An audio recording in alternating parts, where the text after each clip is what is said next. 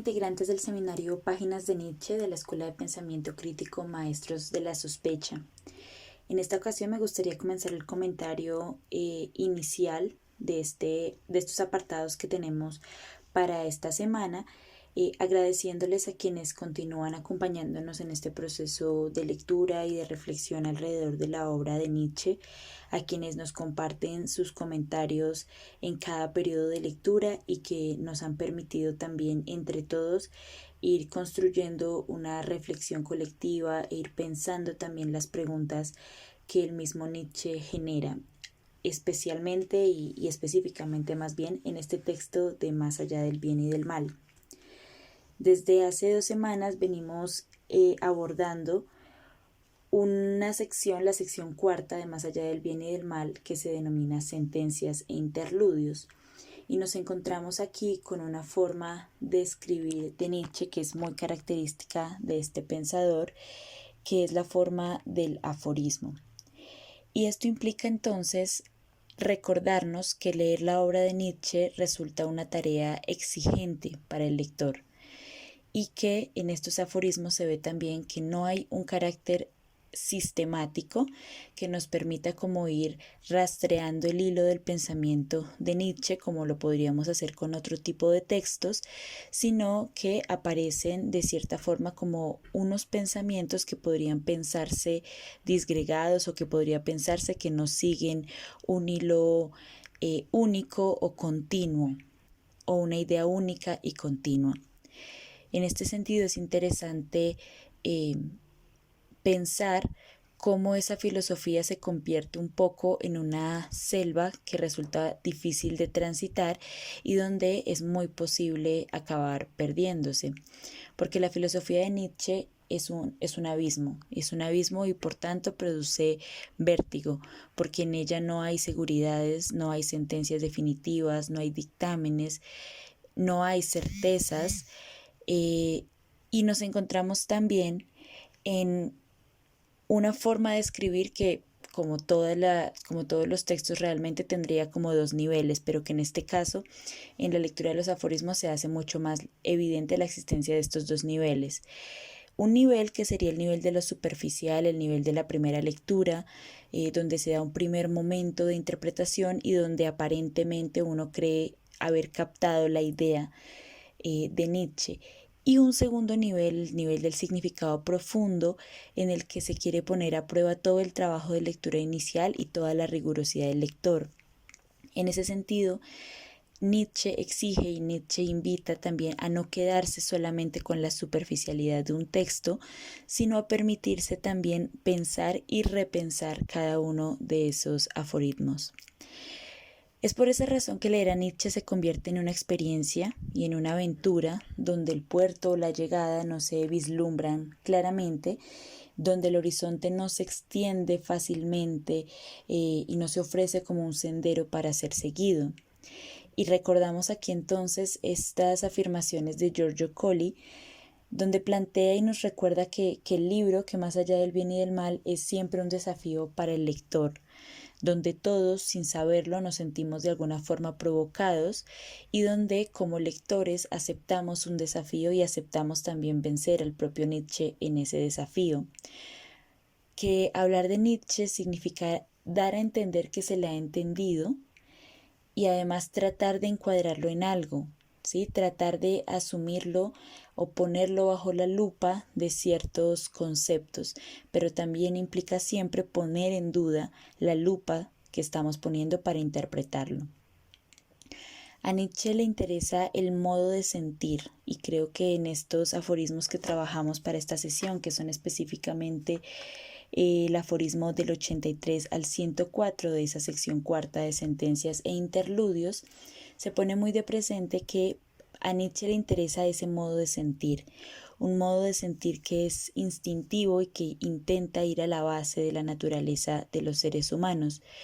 Y ese modo de sentir le inquieta a Nietzsche respecto a las cosas del mundo y a los pensamientos de cada uno de los seres humanos. y para hacerlo necesita estar continuamente cambiando de perspectiva, es decir, haciendo girar la cosa observada, de forma que sea posible aturdir o que sea posible poner en cuestión la propia lectura, el propio instinto del lector, y de alguna forma caer un poco en esa provocación de Nietzsche. Entonces, él parece intentar voltear todo, voltear los sentidos comunes para ponerlos a prueba. Por eso todo en este texto se reduce a una declaración de placer, y el gusto, como se sabe, pues es lo menos incomunicable, sí es lo menos comunicable y lo menos refutable también. En esto aparece una cosa muy interesante en estos aforismos, y es que hay algunos de ellos en los que es posible identificarse, hay algunos en los que es más difícil y en los que entonces hay que tratar de desentrañar, no rechazarlos en primer momento, sino tratar de desentrañar qué es lo que Nietzsche ha volteado, qué es lo que Nietzsche está tratando de provocar en nosotros con esos aforismos. En estos en particular aparece esa provocación a la duda de sí mismo. Entonces Nietzsche plantea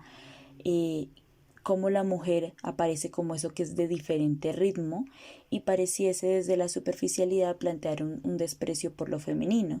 Y ese es un punto que creo que es importante mantener en interrogación, y es cuál es esa posición de Nietzsche frente a lo femenino. ¿Cuál es también esa relación entre la libertad de espíritu y la sujeción del corazón? Y además plantea esta pregunta que me parece fundamental, y es esa de quién por salvar su reputación no se ha sacrificado ya alguna vez a sí mismo. Y entonces pone también en duda este asunto de la reputación, que puede entenderse también como una forma de la identidad o de la identidad y del ideal que cada uno tiene de sí mismo, y cómo tal vez en muchas ocasiones, y parte también de lo humano, es cómo esa identidad se pone también en duda, y cómo a veces por no ponerla en duda terminamos sacrificando lo más propio de sí. Aquí entonces me gustaría retomar también este texto de Diego Sánchez Meca sobre Nietzsche y la modernidad, en donde Diego Sánchez Meca recuerda también que para Nietzsche el hombre afirmativo es el que se quiere a sí mismo como actor, el que estima la ilusión y la mentira como condiciones de toda vida, el que asumiendo su condición de comediante se sitúa más allá del bien y del mal, viviendo sucesivamente una multitud de caracteres, ensayando, experimentando en sí mismo la creación del hombre. Y es que en estos aforismos existe esa invitación de Nietzsche para no solo ponerse en duda, sino también para reírse un poco de sí mismo y de las certezas que cada uno tiene sobre sí. Y en este sentido, entonces, los hombres genios del corazón serían aquellos que son maestros de la seducción y que saben suscitar el deseo de acercamiento de otros también a su propia posición. Incluso en uno de los aforismos que leímos para esta semana, se permite plantear este tema en términos del amor, en esa posibilidad de dudar de sí mismo, que se traduce en la pregunta por la posibilidad de que, si yo asumo mi propia falta, sea posible poner en interrogación que otro ser nos ame. Y también en ese sentido pues desdibujaría a ese otro ser que nos ama, porque pareciera ser alguien incapaz de ver en nosotros esa falta que para nosotros es ya evidente. Es una forma también de darle la vuelta, por ejemplo, al concepto del amor o a los vínculos que pueden ser forjados sobre la base del amor, y Nietzsche plantea aquí que existe la posibilidad de que esos vínculos que se sitúan sobre eso partan precisamente como de una imposibilidad de ver en el otro la falta. También advierte en estos aforismos sobre el peligro de la felicidad, y en ese sentido es importante recordar también que para Nietzsche el sufrimiento o la fatalidad hace parte también de lo humano, y que realmente parece algo de lo más propiamente humano. En este sentido, pues no es ajena tampoco en esos aforismos la idea de fatalidad, pero no como solemos entenderlo usualmente, sino más bien como algo que es inevitable, y, y que es más bien una forma de habitar el mundo, el odio, el amor, el dolor, la felicidad. Todo hace parte de la vida, parte inseparable de la vida, y entonces aquí advierte del peligro de la felicidad y cómo la felicidad podría conducir más bien a formas de la no interrogación del destino y más bien como una ilusión de un destino que ya está trazado, y que no cabría tampoco la posibilidad de poner en duda. Por esto, ya hacia los últimos apartados habla de una cierta separación, y aparece entonces un tema que es reiterativo en la obra de Nietzsche, es este instinto de separación, una idea de separarse, de contraponerse a todo cuanto está a su alrededor, en el pensamiento, en la acción, de un mantenerse fuera, de un mantenerse distante, separado, pero también en esa duda a sí mismo la posibilidad de volver a ser arrastrados fuera de nosotros, y en ese fuera de nosotros también por encima de nosotros, de las posibilidades, de ser seducidos, y para que se pueda dar también ese estar por encima de nosotros es importante y es necesario separarnos de nosotros mismos. Partiendo entonces de la dificultad, de la rigurosidad que implica la lectura de aforismos en la obra de Nietzsche,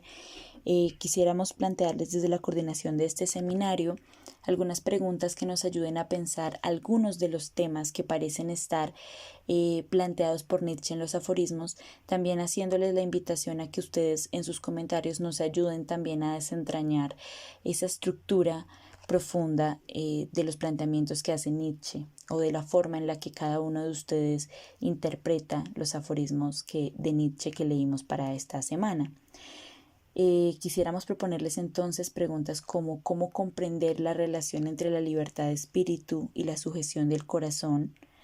qué implicaciones tiene en lo individual y en lo colectivo ese permanente dudar de sí mismo y ese permitirse tomarse como comediante,